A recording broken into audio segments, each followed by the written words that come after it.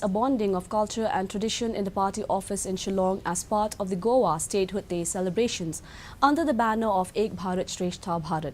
The program was attended by Goa Minister Nilesh Cabral in the presence of Sunil Dhiodar, the National General Secretary of the BJP and North-East in charge Ek Bharat Shrestha Bharat program. BJP State President Ernest Mari among other party leaders addressing the gathering.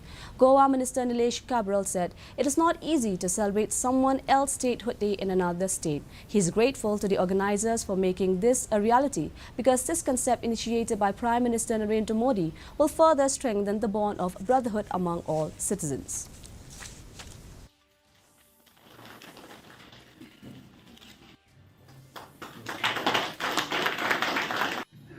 And there are all.